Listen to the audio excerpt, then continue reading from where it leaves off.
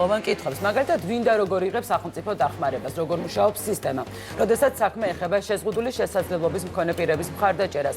რა მექანიზმებით იცავს სახელმწიფო ძალადობისა და ტრაფიკინგის მსხვერპლებს, განსაკუთრებით მაშინ, როცა საქმე ბავშვებს ეხებათ. ამ თემებზე ვისაუბრებ დღეს ჩვენ სტუმრებთან ერთად. სახელმწიფო ზრუნვისა და ტრაფიკინგის მსხვერპლთა დაზარალებულთა დახმარების სააგენტოს დირექტორის მოვალეობის შემსრულებელი ბელა გოგოა და ჯანდაცვის მინისტრის მოადგილე ირინა წაქაძე არიან ჩვენთან. მოგზანდით სტუდიაში. მოგზანდით და მოგესალმები ვარ ამ თემაზე უამრავი კითხვა არსებობს, რომელთა ნაწილის დასმასაც ჩვენ ახლა შევეცდით. რა თქმა უნდა. მოგზანდით. დიდი მადლობა სტუმრობისთვის. დავიწყოთ ზოგადად სოციალური პროგრამები, რომლებსაც ჯანდაცვის სამინისტრო მართავს, ძირითადად რა მიმართულებებს მოიცავს და რა კატეგორიის მოსახლეობაზე უფრო მეტად ორიენტირებული. მოგესალმებით, მაყურებელსაც მივესალმებით. ჯანდაცვის სამინისტრო უკვე მრავალი წელია მართავს სოციალური რეაბილიტაციის და ბავშვების ზრუნვის სახელმწიფო პროგრამას. ეს პროგრამა 40-ზე მეტი კომპონენტის და სერვისისგან შედგება და მისი ძირითადი სამიზნე კატეგორია არის შეზღუდული შესაძლებლობის მქონე პირები, ბავშვები და ხანდაზმულები. ეხლა ეს პროგრამები პირობითად რომ გავყოთ ორ დიდ ნაწილად, ეს არის ზრდასრულთათვის განკუთვნილი სერვისები და ბავშვებზე ორიენტირებული სერვისები. ზრდასრულებისთვის განკუთვნილი სერვისები, აი მაგალითისთვის რო ჩამოვთვალოთ, იგივე პერსონალური ასისტენტი, შინმოვლა, ხანდაზმულთა თავშესაფრები, შეზღუდული შესაძლებლობის მქონე პირთა სათემო ორგანიზაციები, ძალადობის და ტრაფიკინგის მსხვერპლთა მომსახურებები და ასე შემდეგ, კიდევ ბევრი მრავალი. რაც შეეხება ბავშვებზე ორიენტირებულ მომსახურებებს, ადრეული განვითარების ხელშეწყობის კომპონენტი, აბილიტაცია, რეაბილიტაცია, დედათა და ბავშვთა თავშესაფრები, მიუსაფარი და ქუჩაში მცხოვრები ბავშვების თავშესაფრები, მინდობით აღზრდა და სხვა.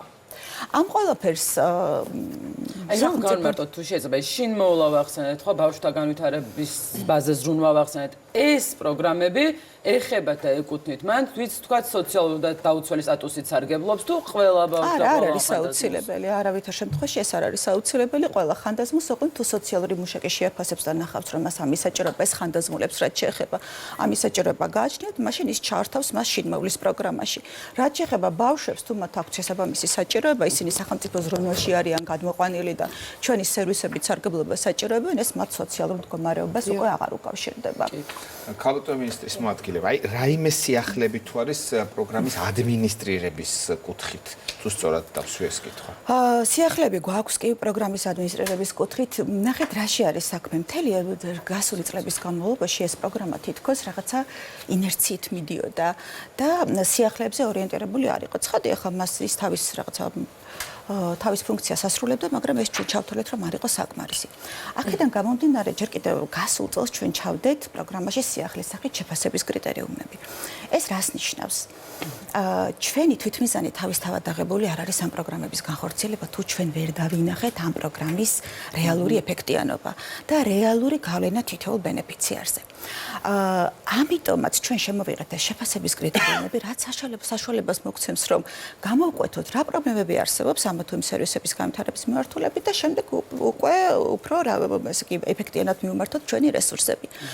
ეს შეფასება მოგცემს საშუალებას, რომ გავაუმჯობესოთ სერვისების ხარისხები, ასევე ჩვენი მომსახურების მომწოდებელ ორგანიზაციებს ვაიძულოთ, რომ გააუმჯობესონ სერვისების ხარისხი და საბოლოო ჯამში ბენეფიციარის მდგომარეობა უნდა მივიღოთ გაუმჯობესებული ამ ყველაფრის შედეგად. კიდევ ერთი სიახლე გვაქვს ეს რამდენიმე კვირის წინ ამოქმედ და მომსახურების მომწოდებელი ორგანიზაციების რეგისტრაციის ახალი წესი. ახლა ეს რას ნიშნავს? თუ თავისთავად მომსახურება არ არის დეფიციტური. ანუ თუ მომსახურებაში ჩვენ გვაქვს ბენეფიციარების თავისუფალი ლიმიტები, თავისუფალი ადგილები და არ გვედგას ბენეფიციარის რიგები, ასეთ შემთხვევაში ჩვენ თავს უფლება მივეცით, რომ ასე ვთქვათ, უფრო მაღალი სტანდარტი დაგვედგინა მომსახურების მომწოდებელი ორგანიზაციებისთვის და მოგვეთხოვა მათთვის, რომ უფრო გაუმჯობესებული მომსახურება შემოგთავაზონ, ვიდრე ეს მინიმალური სტანდარტებით არის გაწერილი. რამდენჯერმე ახსენეთ ტერმინი დამოუკიდებელი ცხოვრება, ხო? აი, რა ღონისძიებებს მოიცავს ეს შეზღუდული შესაძლებლობის მქონე პირებისთვის და როგორ აისახება მათ დამოუკიდებელ ცხოვრებაზე ეს ღონისძიებები? ჩვენი სოციალური პროგრამის ძირითადი სამიზნე კატეგორია მაინც არიან შეზღუდული შესაძლებლობის მქონე პირები. და ეს პროგრამები არის მიმართული იქით, რომ მაქსიმალურად ხელი შეეწყოს მას დამოუკიდებელ ცხოვრებას. ეხლა რამდენიმე სერვისი მინდა გამოვყვაქ, რომელიც არის შედარებით ახალი. იგივე დამოუკიდებელი ცხოვრების ცენტრები, რაზეც თქვენ კითხეთ, ეს არის ორგანიზაცია, რომელიც მთლიანად დაფუძნებულია და იმართება თავად შეზღუდული შესაძლებლობის მქონე პირების მიერ და აქ მომუშავე ადამიანების 50%-ზე მეტი არის შეზღუდული შესაძლებლობის მქონე პირი. ისინი რას აკეთებენ, ანუ ეხმარებიან შეზღუდული შესაძლებლობის მქონე პირებს და მათ ოჯახებს, ცდილობენ რომ გამოკვეთონ მათი საჭიროებები და შემდეგ გადაამისამართონ უკვე საჭირო სერვისებში.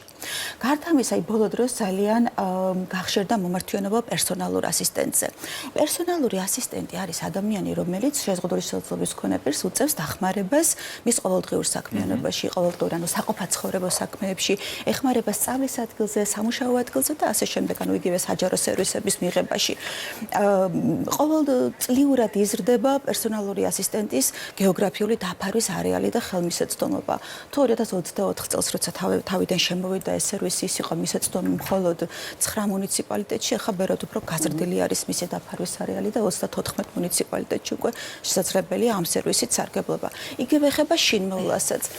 ზოგადად, როცა შეზღუდული შესაძლებლობის მქონე პირებზე ვსაუბრობთ, ისინი ასევე გაუმჯობესებული სერვისებით არსებობენ სარგებლობენ ჯანდაცვის პროგრამებში, იმიტომ რომ მათ აქვთ უფრო გაუმჯობესებული პაკეტი, როგორც ამბულატორიულ, ისე სტაციონარულ მომსახურებაზე, მედიკამენტების დაფინანსებაზე, ქირურგიულ ჩარევებზე და ასე შემდეგ. გარდა ამისა არის დასაქმების კომპონენტები. დასაქმების ხელშეწყობის სახელმწიფო პროგრამაში გვაქვს ჩვენ კომპონენტები, რომლებიც უშუალოდ შშმ პირების დასაქმებაზე არის ორიენტირებული. ეს არის იგივე დაცული სამუშაო ადგილების სუბსიდირების კომპონენტი და თვითონ მათი შრომის სუბსიდირების კომპონენტი და დეინსტიტუციონალიზაციას მინდა უცებოდ შევეხო, როცა შშმ პირებზე ვსაუბრობთ. ნახეთ, აქ რასთან გვაქვს საქმე. ინსტიტუცია არის დიდი ზომის დაწესებულება, სადაც ძალიან ბევრი შეზღუდული შესაძლებლობის მქონე პირი ცხოვრობს ერთად. ინსტიტუცია შესაბამისად ესე აქ ვიყოფი ადამიანები არიან გარკვეულწილად იზოლირებული საზოგადოებისგან, ეს სტიგმის გაძლიერებას უწყობს ხელს და მათ აქვთ არანაირი კონტროლი და დამოუკიდებლობა საკუთარ ცხოვრებაზე. ამიტომაც არის მიჩნეული, რომ დიდი ზომის ინსტიტუციები არის შშმ პირებზე ზრუნვის არასრულფასოვანი ფორმა. ეხლა ამის ალტერნატივა რა არის? ალტერნატივა არის მცირე საოჯახო ტიპის სახლები. ეს არის ჩვეულებრივი, რომ წარმოვიდგინოთ საცხოვრებელი სახლი, სადაც ცხოვრობს 5-6 ადამიანი ერთად და მათ აქვთ ყველანაირი შესაძლებლობა იმისთვის, რომ ცხადი ახლა იქ მარტო არ არიან ისინი, მუდმივად მათ ასისტირებას ახორციელებენ ჩვენი თანამშრომლები და მაქსიმალურად ხელს უწყობენ, რომ ცხადი ახლა სადაც ამის რესურსი და პოტენციალი არსებობს, რომ მაქსიმალურად გამოავლინონ თავისი თავი, მიიღონ ყოველდღიური გადაწყვეტილებები, თვითონ გადაწყვეტონ ვისთანი კონტაქტონ, რა, როგორ გაატარონ თავისუფალი დრო და ასე შემდეგ. ბავშვთა დეინსტიტუციონალიზაციის პროცესი შეიძლება ითქვას, რომ დღეისთვის დასრულებულია უკვე, იმიტომ რომ ჩვენ აღარ გვაქვს ბავშვთა დიდი ზომის ინსტიტუციები, რაც შეეხება ზრდასრულებს, აქ გარკვეული პრობლემები ჯერ კიდევ გვაქვს და ჯერ კიდევ რჩება რამდენიმე დიდი ზომის ინსტიტუცია და ეტაპობრივად მიდის იქ დეინსტიტუციონალიზაციის პროცესი.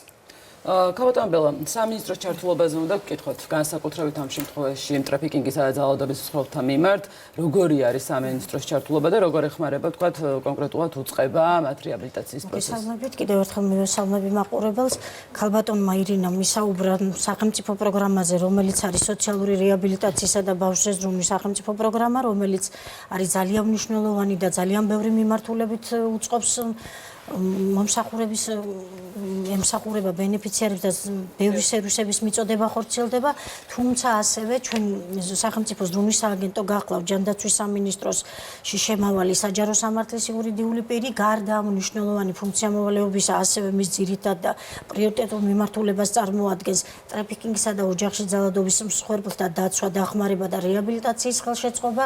სწორედ ამ მიზნით სახელმწიფო ზრუნვის ბაზაზე არსებობს ქვეყნის მასშტაბით რამოდენიმე კრიზისული ცენტრი და თავშესაფარი 24 საათიანი მომსახურებით.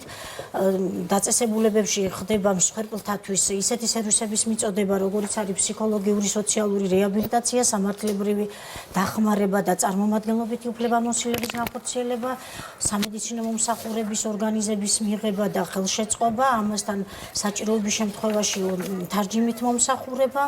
აღნიშნული სერვისები ხელს უწყობს მსხვერპლებს, დაზარალებულებს ძალადობრივი შედეგებისგან თავის დაცვას. ისინი თავსდებიან 20 საათიანი სერვისების შემთხვევაში, თავსდებიან ისეთ გარემოში, სადაც ოჯახურ გარემოსთან მიახლოებული პირობებია, მათთვის შექმნილია ყველანაირი პირობა. გარდა ამისა, მათ უტარდებათ სარეაბილიტაციო და სხვადასხვა ღონისძიებებში და პროგრამებში ჩართულები არიან სხვადასხვა ღონისძიებებში.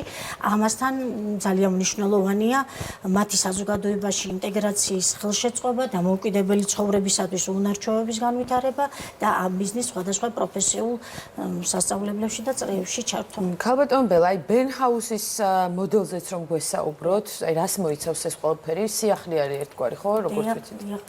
სახელმწიფოს დროის სააგენტოს ბაზაზე ასევე ფუნქციონირებს ეს არის შედარებით ახალი მოდელი საერთაშორისო სტანდარტებთან შესაბამისობაში ბარნაჰუსის სახელით იცნობენ ამას ევროპაში.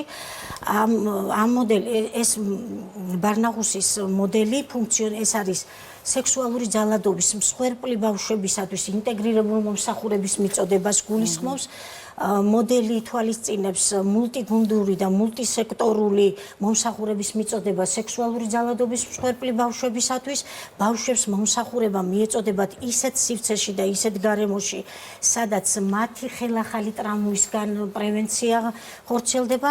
ამ მომსახურების მიწოდებაში ჩართულია რამოდენიმე უწყება, როგორც დროის სააგენტო, ასევე საქართველოს პროკურატურა, საქართველოს შინაგან საქმეთა სამინისტრო, იურიდიული დახმარების სამსახური და სამხარაულის ექსპერტიზის ბიურო. ძალადობის მსხვერპლი ბავშვებისთვის ერთ სივრცეში რამოდენიმე სპეციალისტის ზედამხედველობით ხორციელდება სამედიცინო ექსპერტიზის ჩატარება, ასევე ყველა იმ სარეაბილიტაციო ღონისძიებების, რომელიც მეორეული ვიქტიმიზაციისგან იცავს. კი ბატონო, და რა განმარტოთ ესე თუ შეგვიძლია ხო, აი ამ ეტაპზე რა სოციალური გამოწვევების წინაშე ვდგავართ ყველაზე მეტად ქვეყანა? იმდენად სერიოზულ პროგრამაზე გვაქვს ჩვენ საუბარი, რომ გამოწვევები ცხადია არის. ახლა ამის გარეშე შეუძლებელია პირველ რიგში ჩვენი მთავარი გამოწვევა არის სერვისების გეოგრაფიული მისაწვდომობა. სერვისების უმრავლესობა, რა თქმა უნდა, ფარავს მთელი საქართველოს ტერიტორიას, მაგრამ გვაქვს სერვისები, მათ შორის მაღალმთიან რეგიონებს, მაგრამ გვაქვს სერვისები, სადაც სამწუხაროდ ყველა მუნიციპალიტეტი მათ განხორციელებაში ჩართული არ არის.